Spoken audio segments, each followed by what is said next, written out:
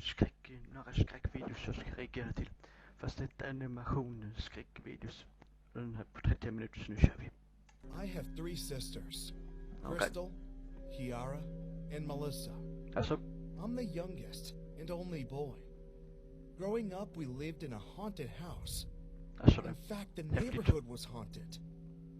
All the neighbors had experiences. Apparently, it was all built over a military grave site. Okay. But I'm not sure how true that is. This was years ago.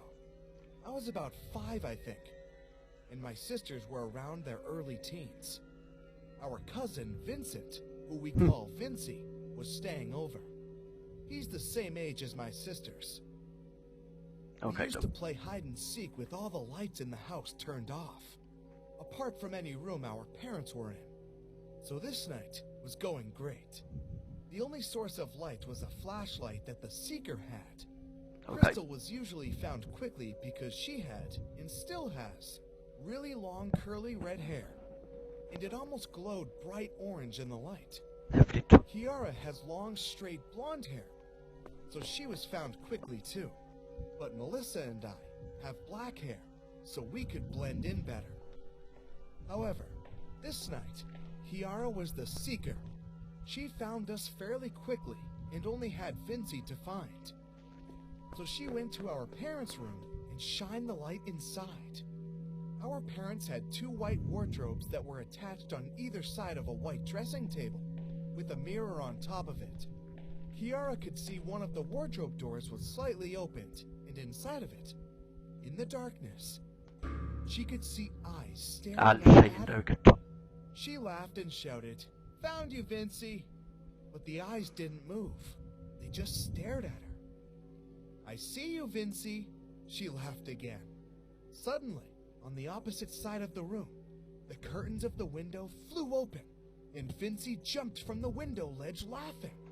Kiara looked at him in confusion. But I thought... Suddenly the confusion turned to fear when she looked back at the wardrobe. The eyes were still there, wide and staring at Vincy. Hello? Then slowly looked back in her direction. Kiara screamed and quickly turned on the room light, and they could both now see that the wardrobe was empty. Nobody hiding, no pets, no boxes, nothing. Hide and seek in the dark soon became a memory after that.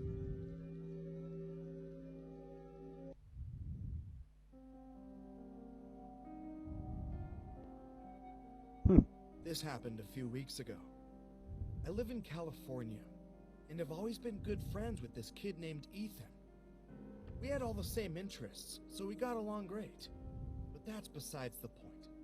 There's this old abandoned house a few blocks away that has been vacant for years. I have no idea why it was never fixed and sold. The point is, it's abandoned. All the neighborhood kids are always telling rumors about the place. And to be honest with you, I never thought they could be true. The house is creepy as fuck, though. So one night, while Ethan was staying at my house for the night, we decided to sneak out at like 1 a.m. to explore the place. We brought along our phones for flashlights and to record. So we rode our bikes down the block and found the house. It was 2 stories high and made of brick, with broken windows and an overgrown. Basically all the natural traits of an abandoned house. Ethan and I hid our bikes in a bush and went around the backside. Oddly enough, the back door was unlocked. One of the rumors is that local homeless people, drug addicts, and gang members all hang out here. So the fact that someone seemed to have been here kind of freaked us out. Inside, it smelled like shit. It was so dark that if it weren't for our flashlights, we definitely wouldn't have been able to see anything. We walked through what appeared to be a kitchen, around through a living room, into a foyer. Just as we were about to go upstairs, there was a sudden, loud thump. Ethan and I both jumped and stood frozen. "Dude, I think someone's up there," I whispered to Ethan. "Yeah, no kidding. he said back. "Let's check it out." "Dude, are you fucking crazy?" I said. But Ethan either didn't hear or ignored me, as he was already halfway up the stairs. As much as I did not want to go up there, I decided to anyways because there was no way in hell I was staying down in the dark alone. We got upstairs and heard an identical thump down the hall. Holding up my phone to continue recording, I reluctantly followed Ethan down there. We approached the doorway and glanced through to see someone standing by the window. It was so dark, all we could make out was a brown sweater he was wearing. We knew he had to know we were here, because we had already shown the flashlight on him. Ethan began to cautiously walk towards the guy. I stood back by the doorway. Ethan walked up to the guy, strained his body to look at his face, and screamed. He shoved the guy, who fell to the floor, stiff like a statue, and grabbed my shirt collar as he tugged me away from there. I dropped my phone as we nearly trampled each other running down the stairs and out the back door. We got on our bikes and pedaled fast as possible back home. Apparently, when Ethan had walked up to the stiff man, he realized that the man was some sort of taxidermied human, with black sockets where his eyes had been taken out. At the same time, he heard a crack in the floorboards from across the room, and saw the silhouette of a man huddled in a dark corner watching him. We had the nerve to go back to the house a few days later to try and find my phone, but it was gone, as the taxidermied human and whoever was in that house. We didn't dare report it to the police for fear of getting busted for breaking and entering and sneaking out at night. I know, I guess that sounds stupid now. Yes, you do. Ethan and I are still great friends in high school, and this memory is still one we will never forget for as long as we live.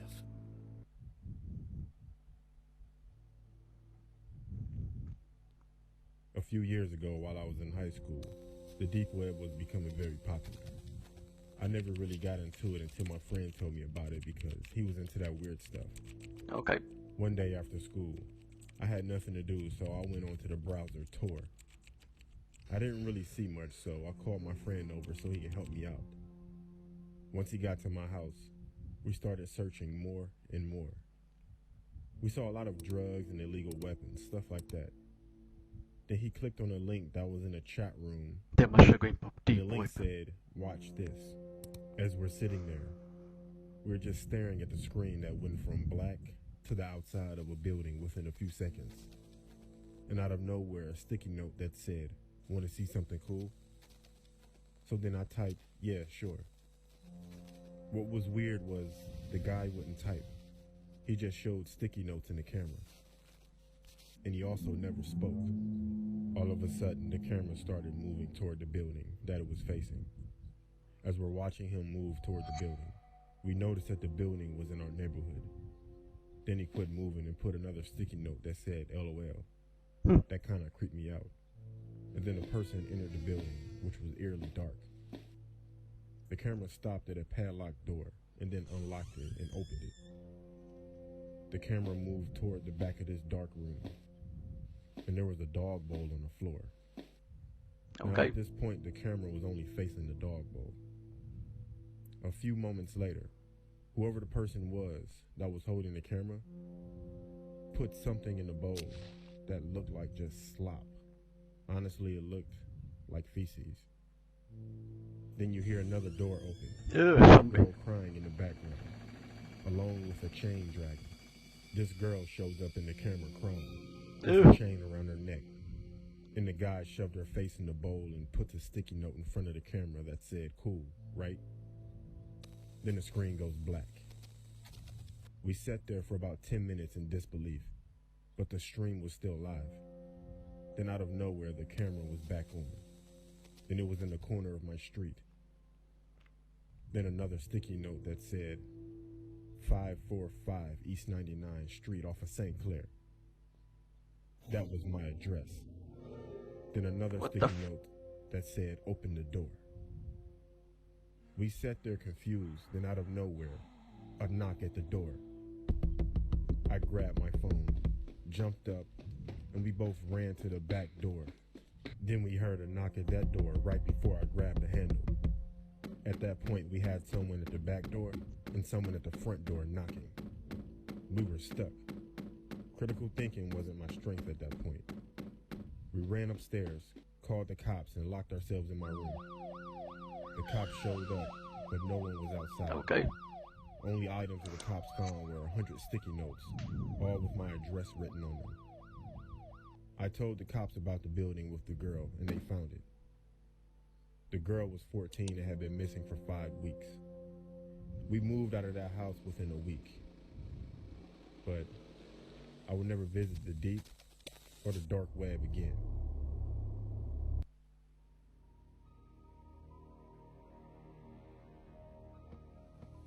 One day, when I was in the 6th grade, on a rainy day, I was walking home. On my walk, which is about a mile or so long, I had to walk through a cemetery. Not a stereotypical, shabby, haunted one, but one that had many people walking through and was usually full of maintenance employees. I remember walking by a group of them sitting on benches on a break. I thought nothing of it, as he stood up and started walking at a fair distance. After a bit, I looked back at him and he went down quickly. He was in the same baby blue uniform as the others and had a gray beard, but I made out a name tag, Frank P. As the other workers faded from sight, he was still behind me. I began to worry. A moment later, he called out, "It's wet, huh?" in a friendly voice. I chuckled politely and agreed. My worries increased a second later when I walked out and he was still behind me. I was close to my house now and it started to pour. My house in sight, I started jogging to get there. I glanced back and I saw the man, visibly angry, start running. As my house got closer, I began to sprint. I didn't look back as I slung the key out of my backpack and opened the door. I looked behind me. I saw the man in the middle of the street. I walked over to the phone and dialed 911. Okay. Before I called, I looked out the window. He was gone. I told my mom what happened when she got home. She didn't believe me. That night, I couldn't sleep. There was lightning outside, and I could see occasional shadows from the flashes through my window in my living room. I lay watching the flashes when I saw a strange outline. I looked closer and saw an outline of a man. I stood up and walked out of my room. I walked into the living room. It was completely dark outside. I stood in the doorway and waited. A car's headlight illuminated the pale, shallow face of P. I ran into my room and locked the door. I never saw him after that night. But whenever I see that baby blue uniform, I think back to that night and that haunting image of a skeletal, unnatural face of Frank P.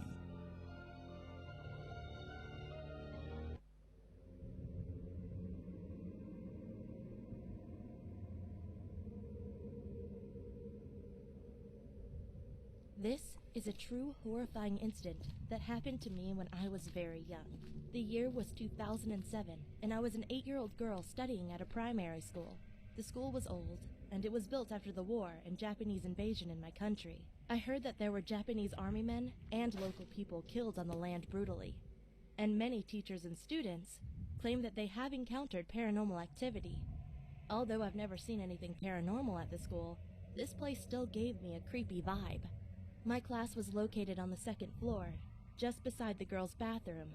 The chilling part is, we could see an old cemetery park from there before entering the bathroom. One day, when I was studying in my class, I wanted to pee, so I asked the teacher's permission and went to the bathroom. I got into the first stall and locked the door. There was no light or anyone in there. It was just me. Everything was silent until suddenly, someone banged and kicked the door that was in front of me. I was in shock and froze for the first seconds. I don't know why, but I didn't scream for my life. I just quickly pushed against the door so the person wouldn't break in. After a few minutes, the banging stopped. I waited for a few more minutes and opened the door. There was no one in there. I walked out, ready to go back to my classroom. Then, I saw a student with broad shoulders and chocolate skin standing opposite of my direction. He was looking at me with a smile on his face. I froze, because he was one of my classmates, and he actually sat near me. I think, after he saw me go out of the bathroom, he followed me, and that was him inside. I quickly returned to my classroom and didn't speak of anything about it to anyone. The student soon went in and sat down quietly. I cannot recall his name, but I still remember this incident even now. I will never forget this horrifying experience. I wonder what would have happened to me if I didn't lock the door, or if he had successfully broke in that day.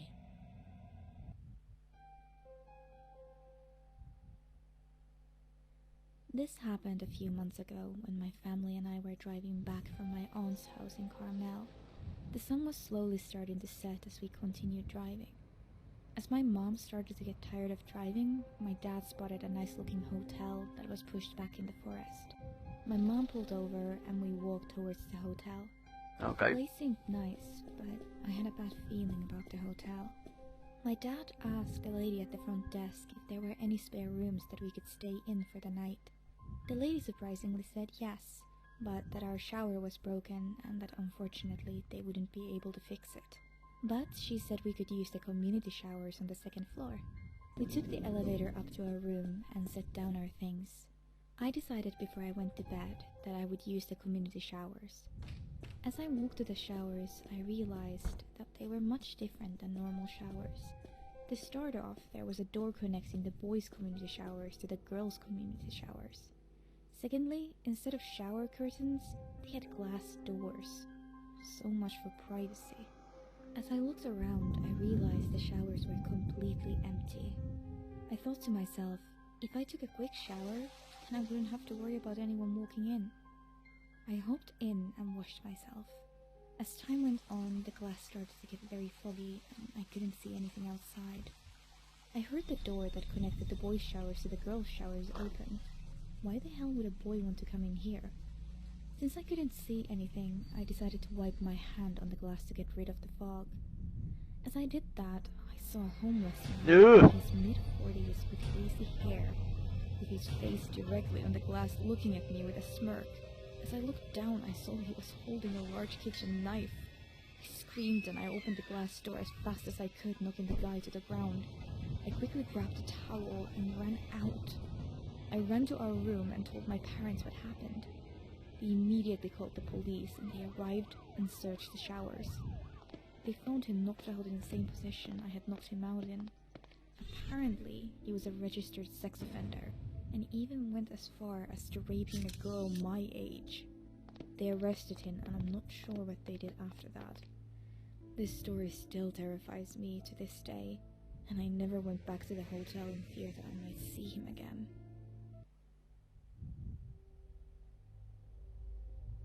My name is Victor, and I'm 23 years old. I have a story that happened to me when I was 17 years old. Okay. I work as a carpenter at a local building company, and this happened at the period when I was a trainee for the same company. We were renovating a very old apartment building from around the 1960s that was going to be school classrooms for a school that had bought the building. As many carpenters, we were working on Friday, which basically means that we started earlier the rest of the week so we could go home early on Fridays, which means it was a lot of very early mornings. So one day, I was on my way to work at about 4:30 in the morning and was walking the usual way to my bus. It was about 1 kilometer. It was through the block I was living on and then through a small path in the forest, about 200 meters. By this time in the morning, it was still pitch black because it was winter and I live in Sweden, so the path through the forest was Han a från big Sverige. black hole. So I grabbed my phone and put the flashlight on, an old iPhone 4S by the way, and began walking the small path. About halfway on the path, I heard a crackling noise from my right and flashed my light in the direction and saw nothing. I just figured it was an animal or something. At the end of the path, I heard their crackling noise again, but this time, it was much closer. I had always been a little paranoid in the dark, but was trying to get over it. But I began walking a little faster anyway, keeping an eye behind me the whole time. When I arrived at the bus station, I sat down, waiting for the bus, and was saying to myself that I was a coward for being so paranoid about a small sound I heard. I could see the forest I walked through from the bus station because it was only about 50 meters from the station. And when I looked at the path, I saw a man standing behind a tree right under a street light about 10 meters to the right of the path, and he was clearly watching me.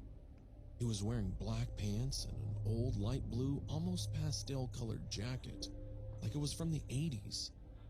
I felt a bit sick when I realized he was watching me, even though it was only for about 20 seconds before I saw the bus arriving from around the corner. I immediately felt relief when I saw the bus, so I stepped on the bus, and it was as usual completely empty. I sat at the back of the bus and looked back at the forest to see if the man was still there, but he wasn't. When the bus began to take off, I heard a thud right beside my window. I quickly looked at the side and saw an arm reaching up to my window waving at me, and the arm was wearing a light blue jacket. I didn't have time to see his face because he was wearing a hood, and the bus had already taken off. On the way down to downtown, I tried not to think about the man, but it was so hard because it was so weird, and something like that had never happened to me before. I eventually got off the bus at my bus stop and began walking to the building where I had my working clothes and my gear. It was really close to my bus stop, so it only took me maybe about 5 minutes to walk there. When I arrived at the door to the building, I grabbed my key and was about to put it in the keyhole when I saw in the corner of my eye, peeking out from the building's corner, that man in the light blue jacket standing, looking at me. I quickly unlocked the door, ran inside, locked it behind me. After that, it was 2 more doors. Both needed an access card, so nobody without the card could get inside. After the first door, it was a long hallway. To the left, only lit up by a few lights in the roof, and a ring in front of you. It was the second door that led to my locker in the coffee room. I ran as fast as I could. I was shaking at this time. There is no way I could think of how he could have got down here so fast.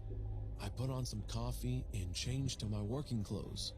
It was completely quiet in the room. It felt like hours before my coworkers showed up. When they finally showed up, I felt the best feeling in a long time. When it was time to get started with working, we began walking towards the elevator that led up to the top floor, which we were currently working on. When we arrived at the top floor, I realized I forgot my helmet in the locker. So I took the elevator down, went through the 2 doors, and got my helmet, and was making my way back up to the others. When I had opened the first door and was standing in the dark hallway, I froze.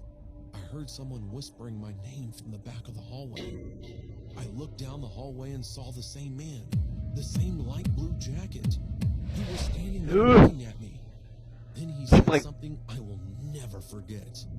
"You look so peaceful when you sleep, Victor," he said in a deep but shaking voice. I felt my whole world shatter when he said that. Then I ran for it. I opened the door and slammed it behind me. I ran to the elevator and smashed the button to the top floor. It felt like I was going 100 floors before I got to the top. I ran to the others and told them what happened.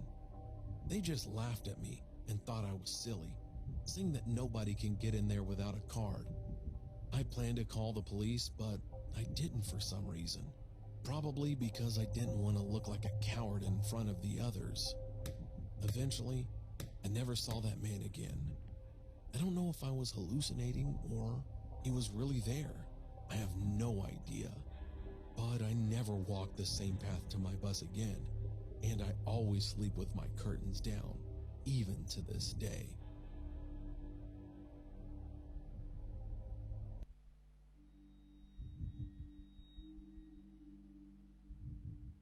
was 10 years old, and I was home alone. But that wasn't a big deal because we lived in a small city. My mom and dad were at my grandma's house. I couldn't go because I was sick. It was around 9 p.m. when I was about to go to sleep. My room was really small, and it only had one window facing my bed. That window to me was kind of scary, because when you're a little kid, your imagination can sometimes go wild. At that time, it wasn't my imagination, though. Like I said, I was about to go to bed when I heard a loud scream coming from outside.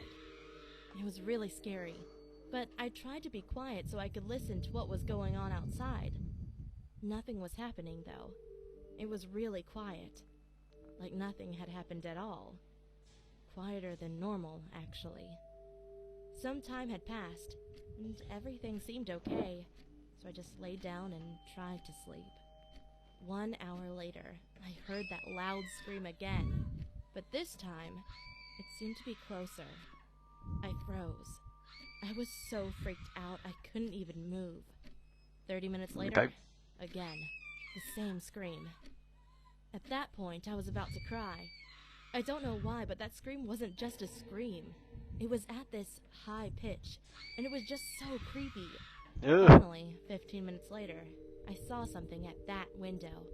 It was a really skinny woman, and she seemed so happy for some reason. She was smiling, and her smile was so big and creepy. When I saw her, I started crying, and she started screaming again.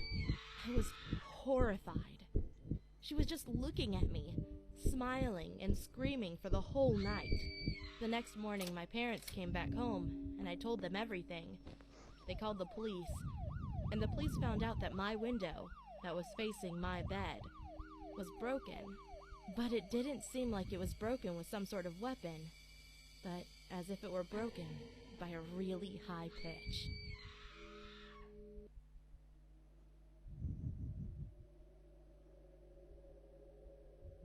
I was 10 at the time this happened.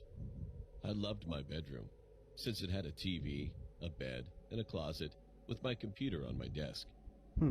One night when I was sleeping, I heard a noise coming from my closet, which kind of woke me up. I didn't mind it at all because I was still trying to fall back asleep to go to school tomorrow. 3 hours later, after I woke up and ate breakfast, I was getting ready to pack my bag, which was in my bedroom, for school. When I got in my room and packed my bag, I looked at the window and saw some tall black figure with a hoodie outside of my bedroom window. Ja, verkligt. My heart dropped. And when I said, "Who in the world is that?" the figure ran away. I didn't see the figure's face since he was wearing a black hoodie, and it was a little dark outside since it was 5 a.m. in the morning. After I came back from school, I was on my phone, researching for my school project. Suddenly, I heard a loud tap on the window. It was that figure again, and this time I saw his face. He was a man in his late 40s. He had wrinkly skin and had black hair. He smiled at me and said, "Hey, want some candy? Come outside of your house and I'll give you some." He laughed and waited for me to come outside. He ran to the front door and made a mistake by standing there, because my dad was going to go to work, and he opened the front door and yelled at him to get the hell off his property, or he'll call the police. I rushed to my dad and told him he had been outside of my bedroom window stalking me. He was about to call the police when he realized he didn't want me to get scared that I was going to get kidnapped or something. So he said he would install security cameras. The only reason why I didn't scream when he was outside of my bedroom window is because that I thought it was one of my friends trying to study with me. But I thought to myself, why the hell would any of my friends want to study at 5 a.m. in the morning? And none of my friends were really that tall. That night, I heard someone laughing in my closet. I didn't open my eyes, but I was scared to death, since I heard that he was scratching the bedroom closet with something that sounded kind of like a knife. Ugh. I waited a minute or two until I built up my courage to make a run for it and scream for my life while I ran to my parents' bedroom and locked the door. I explained to them what happened, and there was someone in my closet. My mom called 911, and the guy was saying stuff like, "Come out, and I won't make your parents watch as I stab you." And that was the thing that made me so scared, because my brain was alerting me that he did have a knife. Seconds later, we heard sirens, and me and my parents heard the police bust the door yelling, "Police, drop your weapon and put your hands up." Me and my parents were relieved that he was gone. I was very lucky that my closet was far away from my bed. It turned out that the guy was a crazy mental guy who escaped from his mental hospital by stabbing the security guards and breaking out. From now on, my parents have set up security cameras in each and every room, and also outside. Who knows what would have happened to me if I didn't hear him laughing in my closet? Would I have been stabbed to death? Or what if he was hiding under my bed? Since that day, I still don't know how we got in my parents' house. Maybe my mom or dad forgot to lock the front door. Or he got in from my bedroom window. Ja. Detta var en lektion av horrorskräck med historier, animerade. Och detta var som sagt en reaktion på ens 9 horror stories animerade. Så jag hoppas att du kan videon, och förlåt om kameran fladdrar lite, men jag testar chroma cam. Jag hoppas att du kan videon ändå gilla och dela den om ni vill se mer reaktioner.